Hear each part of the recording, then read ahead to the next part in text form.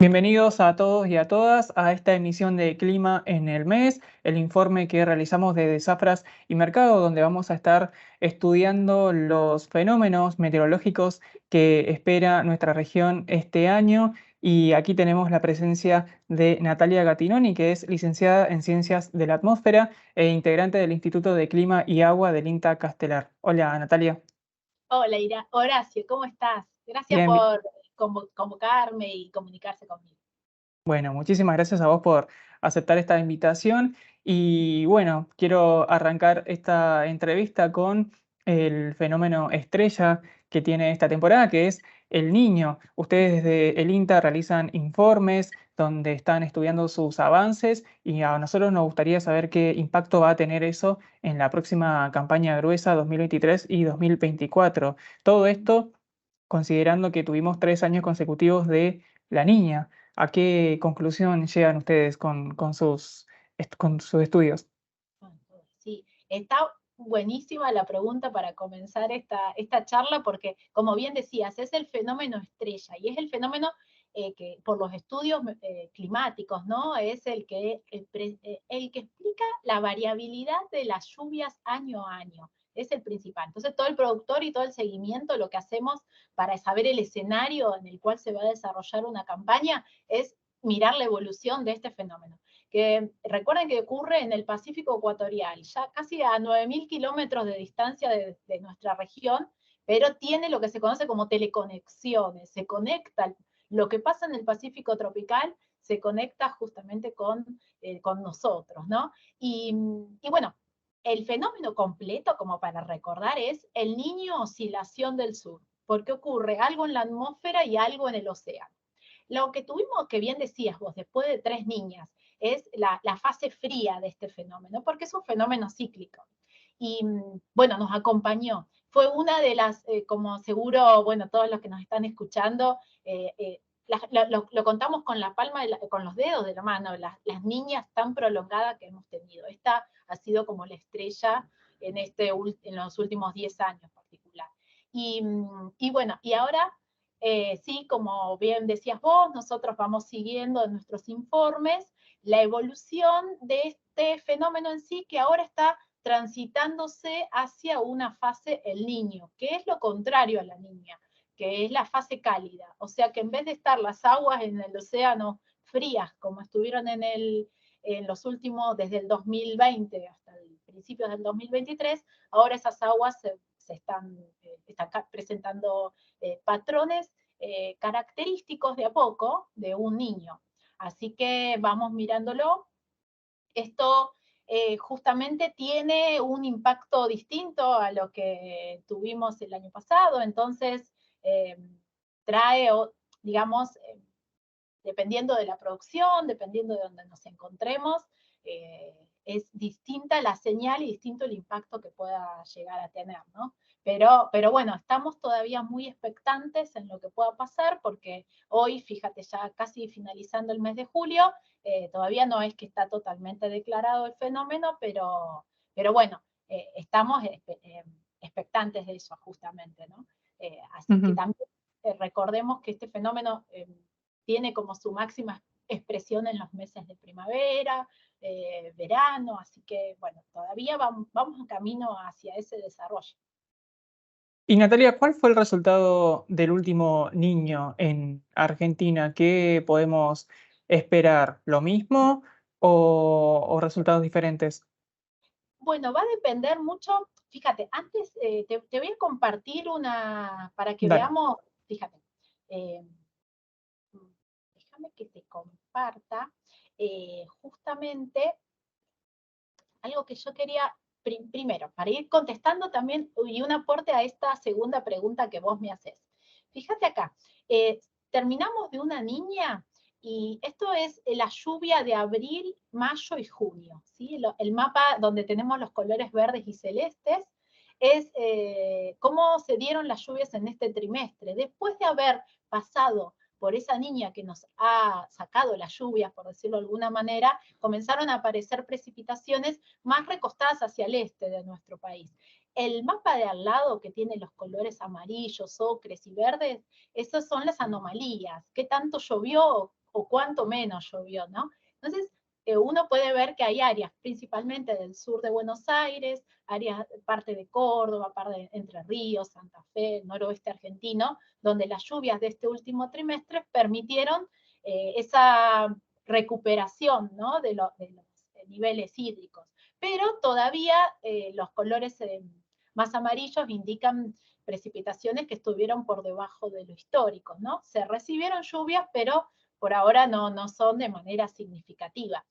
Ahora bien, uno mira las lluvias, pero también miramos cómo repercute en la humedad en el suelo, porque una de las características importantes que hemos tenido después de la Niña fue la ausencia de precipitaciones, obviamente tuvo su impacto en un secamiento en el contenido hídrico, ¿no? Eso se vio principalmente en la segunda parte del 2022, en la primera del 2023, donde los suelos en gran parte de región pampeana, el noreste, y gran parte del territorio también, ¿no?, se vieron afectados justamente con prolongado desecamiento.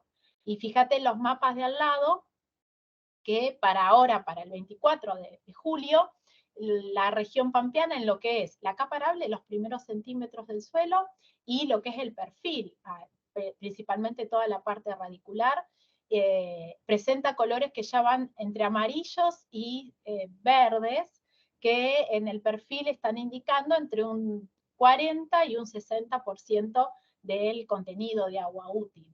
Así que ves que uno puede pensar, estas últimas lluvias permitieron, principalmente en áreas de Buenos Aires, áreas de Entre Ríos, La Pampa, ¿no?, un cambio en ese contenido hídrico. Hay áreas que todavía no, que realmente lo necesitan, pero esto en cuanto a qué esperar si en esta próxima campaña, es importante evaluar, obviamente, desde dónde partimos, ¿no? Entonces, un poco de mostrarte esta imagen, incluso mostrarte esta, que es un producto que elaboramos desde el INTA, donde tenemos el agua disponible, o sea, con respecto al máximo.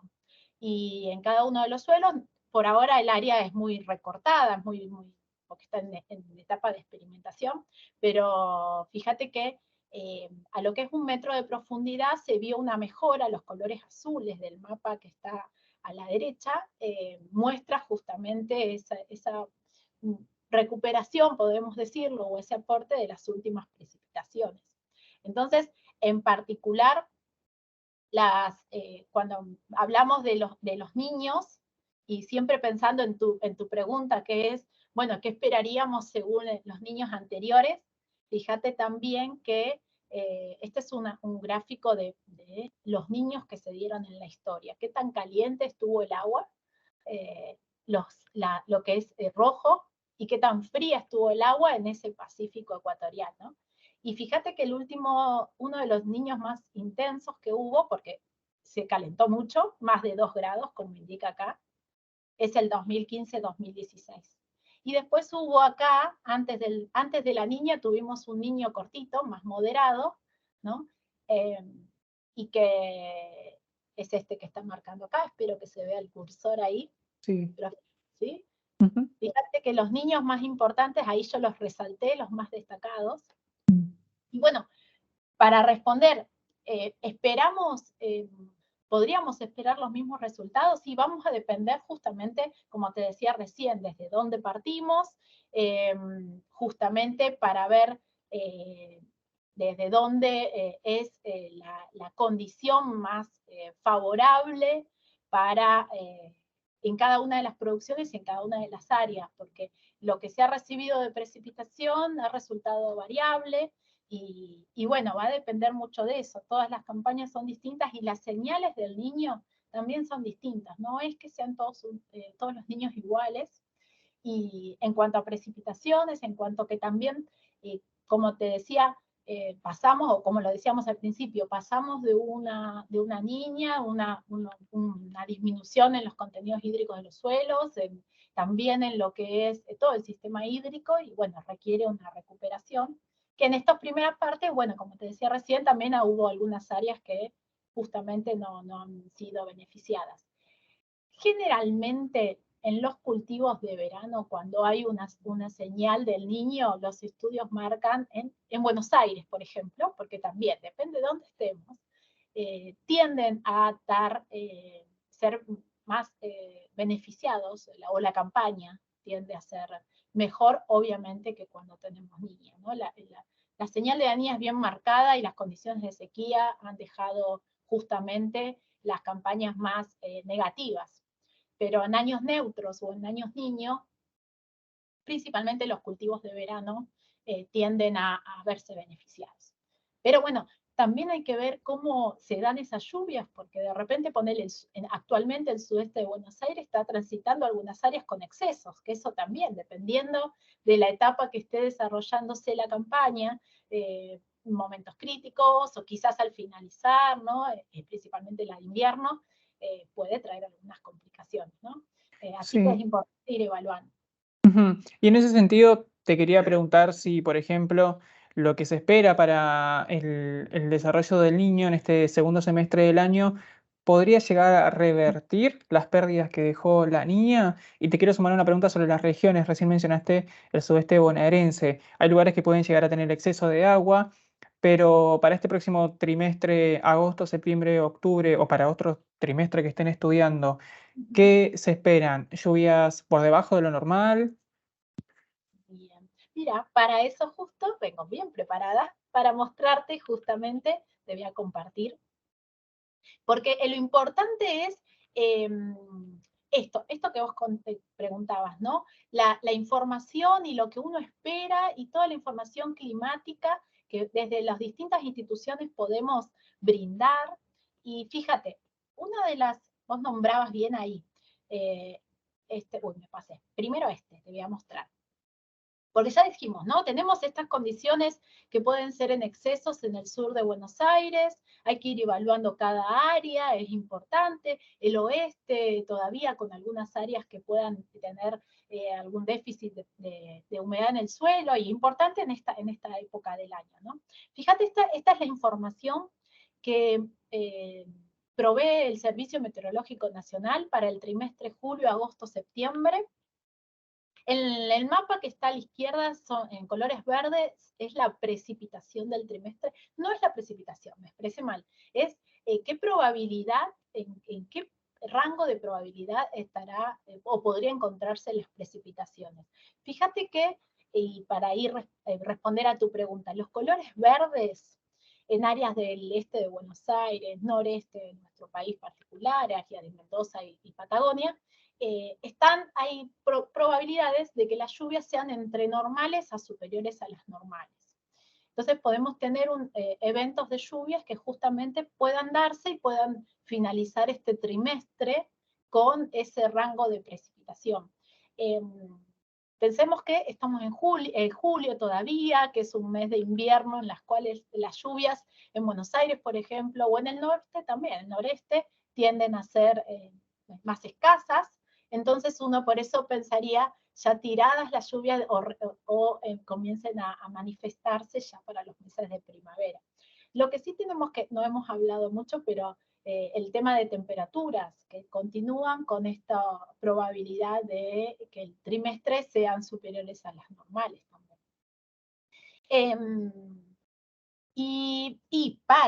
Fíjate, acá, que bien nombrabas vos agosto, septiembre, octubre, si bien el servicio meteorológico muestra la información que yo te mostré recién, o que les mostré recién, y hay, para generarlo, se utilizan se miran distintos modelos, y se mira, se discute, ¿no? También, porque es un pronóstico por consenso. En este caso particular te traigo solamente un pronóstico, que es elaborado por uno de los centros de prestigio, que es la Universidad de Columbia, y a partir de su centro, que es el IRI. Y fíjate lo que muestra para este pronóstico, coincide con que continuaríamos con temperaturas entre normales a superiores a las normales, ya para lo que es finales de invierno, principios de primavera, pero todavía ellos apuestan a que las lluvias todavía no tenderían a recuperarse sobre el área central y el noroeste. Todavía ellos le siguen restringiendo ahí las precipitaciones, pero sí hay algunas lluvias. Fíjate nuevamente el sudeste de Buenos Aires, áreas de Entre Ríos, lluvias entre normales a superiores a las normales. Y era una de las áreas que estábamos mirando recién, que podía presentar algunas regiones con excesos, ¿no? Entonces, es información como para tener en cuenta también para ir evaluando la estrategia a ir utilizando, ¿no? Ujú. Y Pero estos excesos podrían llegar a provocar episodios de inundaciones, por ejemplo. va a depender mucho de la región, ¿no? De cómo es la dinámica hídrica, ¿no? En cada uno de los campos. Obviamente aquellos campos más bajos podrían tener alguna complicación, más que nada, bueno, los anegamientos, ¿no? Entonces hay que pensarlo también que cuando uno habla de excesos desde un nivel de balance hidrológico, está hablando de que no me estoy yendo a inundación, me estoy yendo a que el suelo está más de su capacidad de campo, por decirlo de alguna manera. Y eso puede traer complicaciones en lo que es, bueno, alguna recorrida a campo que tengas que hacer, alguna aplicación, bueno, más, no quiero meterme en términos agronómicos para no meter la pata, pero esos manejos que tenés que hacer y que, bueno, que puedan complicarte con las maquinarias, más que nada. E incluso también, bueno, algunos están indicando el tema de bueno, hay hongos o enfermedades que pueden proliferar en un ambiente más húmedo. Pero bueno, eso hay que ir evaluándolo, ¿sí? Yo no me voy a detener ahí porque no. Pero bueno, lo que es inundaciones sí depende mucho del área donde estemos, de cómo se vayan recuperando esos caudales y esos cuerpos de agua principalmente.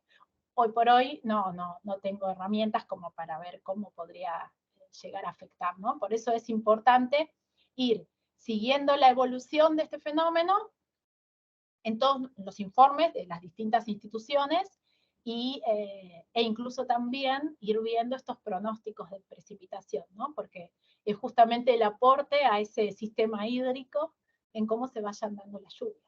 Ujú. Y Natalia, para ir finalizando, me gustaría que me recuerdes dónde podemos acceder a esos informes que tenemos que seguir, como bien nos decías, en qué sitio podemos llegar a los últimos informes que publican desde el INTA. Bien, muy bien, mira, te preparé justamente, espero que me escuches bien porque me he quedado un poquito sin voz. Te escuché perfecto. Genial, fíjate, voy a subir acá. Nosotros, toda esta información que conversamos recién, incluso con algunos informes especiales también, y en donde incluimos datos desde nuestra institución, desde INTA, como también del Servicio Meteorológico Nacional, de la Facultad de Agronomía de la UBA, toda la información también que se brinda desde las instituciones más científicas, ¿no? La Facultad de Ciencias Exactas de la UBA, el CIMA.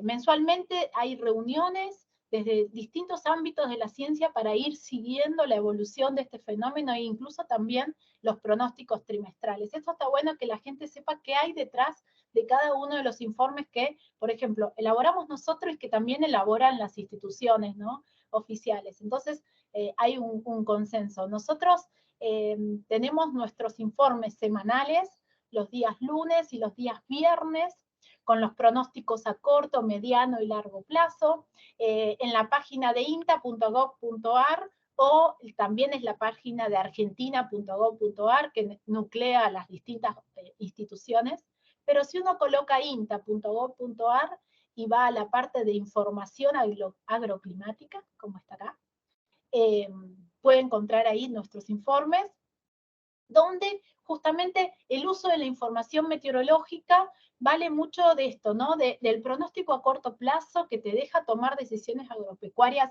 ya a la inmediatez, el pronóstico a mediano plazo que te da una mirada más a los 15 días, ¿no? De cómo pueden llegar a ser las condiciones, y después lo que conversábamos recién, que es el pronóstico o la perspectiva climática más a largo plazo, que principalmente es el niño, ¿no? El que uno sigue. Pero nos tenemos que valer, y el productor se tiene que valer de los distintos niveles de pronóstico, porque justamente son distintos los fenómenos que van actuando y hacen que de repente en una temporada de plena niña tengamos una lluvia que nos aporte un beneficio quizás transitorio, como ha pasado, pero bueno, que tengas eso y que justamente eso se lo debemos a otros fenómenos. Que eso da para conversar un montón más, ¿no? Pero el principal y la estrella, como decíamos al principio, es el niño. Ese no hay con qué darle, ¿no? Y gracias que está, porque nos da una herramienta para poder ver un poquitito más allá, ¿no? Y poder planificar. Eso nos va a dar el macro de la campaña. Pero después toda la información desde nuestra institución, por ejemplo, le brindamos al productor este informe con un pantallazo de lo que pasó y los pronósticos, como te contaba recién. Ujú. Bueno, muchas gracias Natalia por compartirnos tu conocimiento y recomendamos de manera enfática que sigan estos informes que publica el INTA. Como dijo Natalia, los lunes y los viernes pueden acceder también en las redes sociales, en Twitter, ahí suben las fotos, el Twitter de INTA Clima y Agua, suben ahí las fotos y nosotros también desde Zafras cubrimos, levantamos los informes. Eso, les agradecemos incluso que ustedes también, porque es un insumo que nosotros proveemos desde acá y así que es buenísimo que ustedes utilicen la información. Ujú. Muy bien. Bueno, ay, estoy con la pantalla compartida. Te quería ahí está. Bueno, muchísimas gracias Natalia nuevamente. Esperamos contar con vos en próximas emisiones cuando se desarrolle aún más el episodio de El Niño. Esperamos contar con tu participación para analizar cómo continúa el desarrollo del clima en nuestra región. Sí, será un placer ir siguiéndolo porque es fundamental. En esta época, como dije a lo largo de la entrevista, es importante ir siguiendo estos fenómenos y los demás para ver cómo va a ir evolucionando todo, ¿no? Todo el sistema climático. Así que bueno, un placer compartir este ratito con ustedes. Bueno, muchísimas gracias. No, por favor.